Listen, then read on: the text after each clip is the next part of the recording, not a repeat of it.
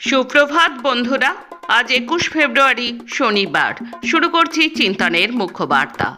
আজকের মুখ্য বার্তার বিশেষ বিশেষ বিভাগগুলি: আন্তর্জাতিক সংবাদ, দেশের সংবাদ, রাজ্যের সংবাদ, পরিবেশ সংবাদ এবং খেলার সংবাদ।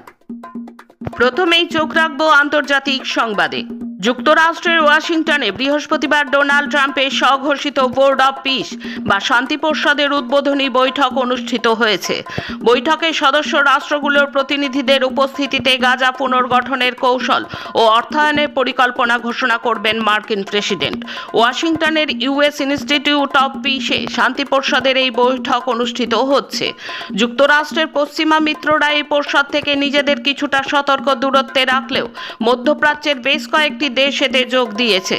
নিজেদের মালিকানাধীন সামাজিক যোগাযোগ মাধ্যম ট্রুথ সোশ্যালে দেওয়া এক পোস্টে ট্রাম্প এই পরিষদের অসীম সম্ভাবনার প্রশংসা করে লিখেছেন, শান্তি পরিষদ ইতিহাসের সবচেয়ে প্রভাবশালী আন্তর্জাতিক সংস্থা হিসেবে প্রমাণিত হবে। ট্রাম্প নিজেই এই পরিষদের আজীবন চেয়ারম্যান। তবে সমালোচকেরা এই পরিষদকে ট্রাম্পের সাম্রাজ্যবাদী এজেন্ডা হিসেবে আখ্যায়িত করেছেন। অনেক বিশেষজ্ঞ মনে করছেন এই পরিষদ কার্যত জাতিসংঘকে চ্যালেঞ্জ জানাতেই তৈরি করা হয়েছে। সরকারি দায়িত্ব পালনের সময় ক্ষমতার অপব্যবহারের অভিযোগে প্রাক্তন ব্রিটিশ প্রিন্স অ্যান্ড্রু মাউন্টব্যাটেন উইন্ডসরকে গ্রেপ্তার করা হয়েছে। বৃহস্পতিবার বিবিসির এক প্রতিবেদনে এই কথা জানানো হয়েছে। প্রিন্স উপাধি হারানো অ্যান্ড্রু ব্রিটিশ রাজা তৃতীয় চার্লসের ভাই। যুক্তরাষ্ট্রের কুখ্যাত যৌন নিপীড়ক জেফ্রি এপস্টিনের সঙ্গে সম্পর্কের বিষয়টি সামনে আসার পর অ্যান্ড্রুকে গ্রেপ্তার করা হলো। প্যালেস্তাইনের গাজা উপত্যকায় ইসরায়েলি বাহিনী চালানো গণহত্যামূলক যুদ্ধের প্রকৃত হতাহতের সংখ্যা আগের সরকারি হিসেবের চেয়ে অনেক বেশি বলে জানা গেছে। বিশ্বখ্যাত চিকিৎসা সংক্রান্ত সাময়িকী ল্যান্ডসেটে প্রকাশিত একটি গবেষণা প্রতিবেদনে বলা হয়েছে, 2025 সালের শুরুর দিকে গাজায় 75,000-এর বেশি সহিংস মৃত্যুর ঘটনার ব্যাপারে নিশ্চিত হওয়া গেছে। পশ্চিম এশিয়া জুড়ে ক্রমেই বাড়ছে যুদ্ধের আতঙ্ক। এই সপ্তাহের শেষে ইরানে হামলা চালাতে পারে আমেরিকা। শোনা যাচ্ছে আমেরিকান সেনাবাহিনী প্রস্তুত, তারা শুধু প্রেসিডেন্ট ডোনাল্ড ট্রাম্পের একটি ইশারার অপেক্ষায়। পশ্চিম এশিয়ায় বুধবারও 50টি যুদ্ধবিমান পাঠিয়েছে আমেরিকা। যুদ্ধ জুড়ে সাজানো রয়েছে অসংখ্য রণতরী।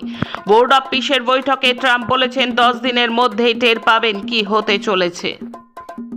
বাংলাদেশে ভোটের পর আওয়ামী লীগ ও তাদের সহযোগী দলের বন্ধ দপ্তরগুলি একে একে খুলতে শুরু করেছে।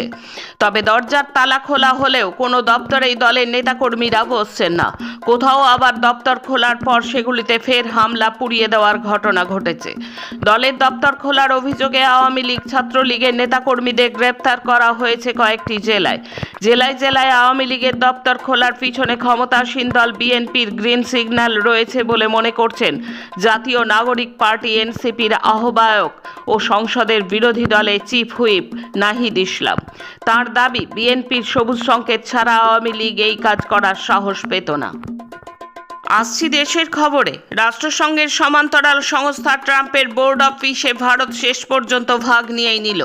এক সপ্তাহ আগেই জানানো হয়েছিল আমেরিকার নতুন বোর্ড অব পিসে যোগ দেওয়ার আমন্ত্রণ খতিয়ে দেখছে ভারতের বিদেশ মন্ত্রক।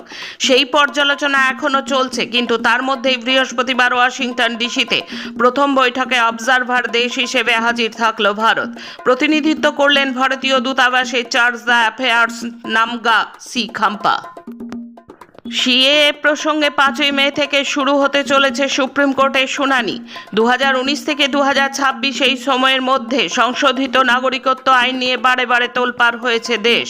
এই আইনের বিরোধিতাকে কেন্দ্র করে দিল্লিতে সাম্প্রদায়িক দাঙ্গার বলি হয়েছে প্রায় 56 জন। দেশের অন্যত্র কম বেশি হিংসা অব্যাহত ছিল। নানা বাধা বিপত্তি উপেক্ষা করে ভারত সরকার আইনটি কার্যকর করলেও সেটি বৈধ নাকি অবৈধ এই প্রশ্নের এখনও আদালতে কোনো মীমাংসা হয়নি।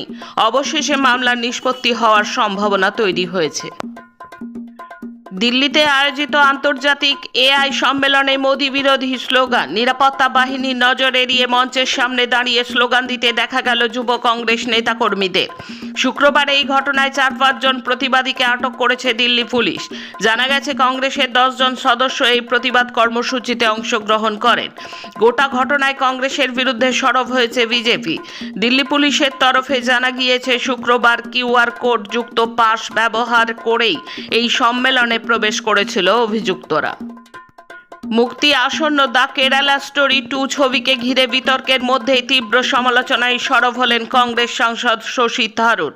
তিনি ছবিটিকে বিদ্বেষ ছড়ানোর প্রয়োজনে তৈরি বলে আখ্যা দিয়ে দাবি করেন এতে নির্ভরযোগ্য কোনো তথ্য নেই, বরং সমাজের বিভাজন তৈরির উদ্দেশ্যেই এটি তৈরি হয়েছে তা স্পষ্ট। থারুর বলেন, আমাদের দেশ অত্যন্ত বড়, কোথাও সেখানে কোনো বিচ্ছিন্ন ঘটনা ঘটলেই তাকে বড় করে দেখিয়ে প্রচারের হাতিয়ার বানানো ঠিক নয়।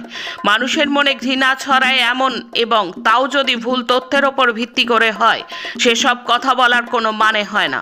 অতীতের উদাহরণ টেনে তিনি বলেন, আমাদের ছোটবেলায় অমর আকবর অ্যান্টনির মতো ছবি বিনোদন কর মুক্ত হতো, কারণ সেই সময়ের সিনেমা সাম্প্রদায়িক সম্প্রীতির বার্তা দিত।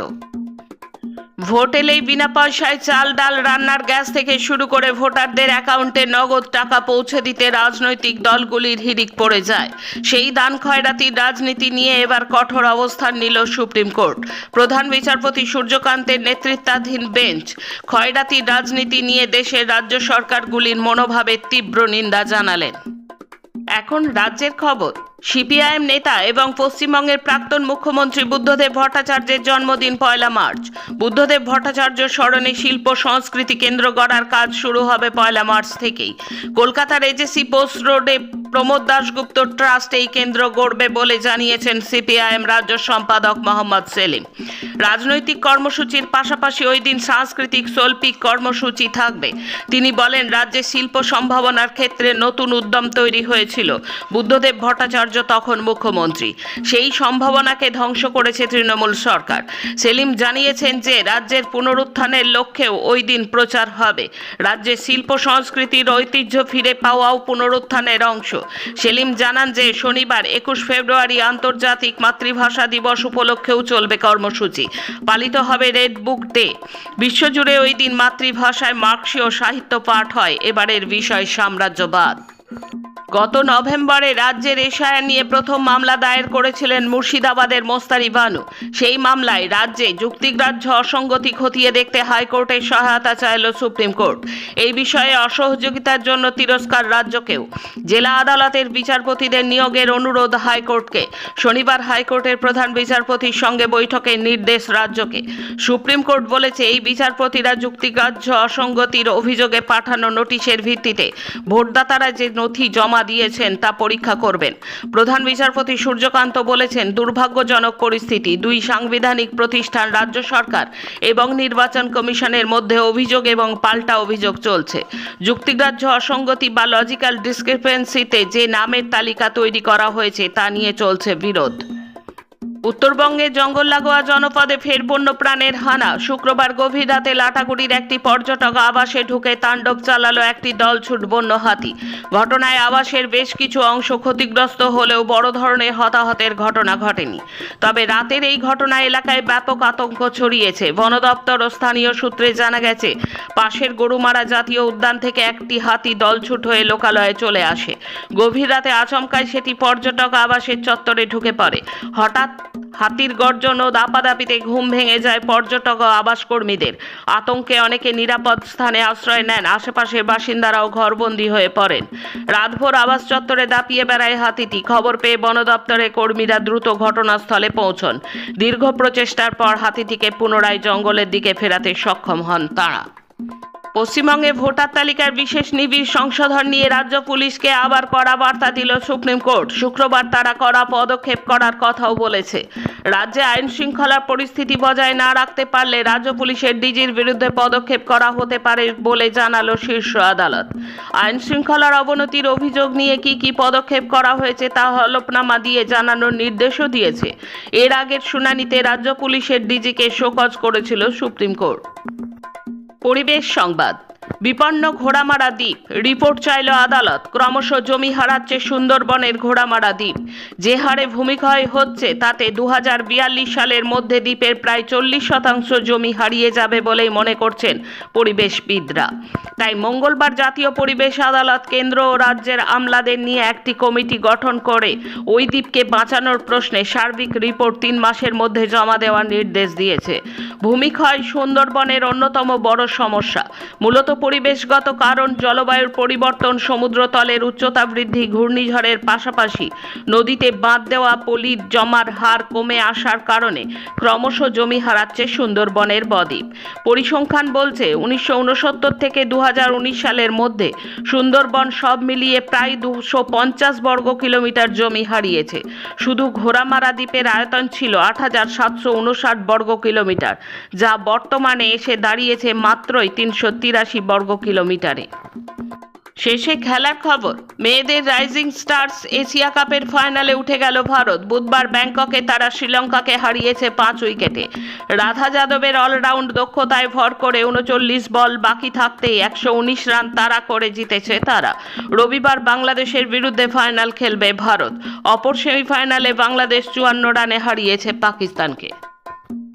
গোয়ার আগ্রাসনে ছত্রভঙ্গ, দ্বিতীয় ম্যাচে জয় অধরা মোহামেডানের। আইএসএলের শুরুতেই হোঁচট খেয়েছিল মোহামেডান। এবার কোচ মেহরাজউদ্দিন ওয়ারুর স্বদেশি ব্রিগেডের সামনে ছিল শক্তিশালী এফসি গোয়া।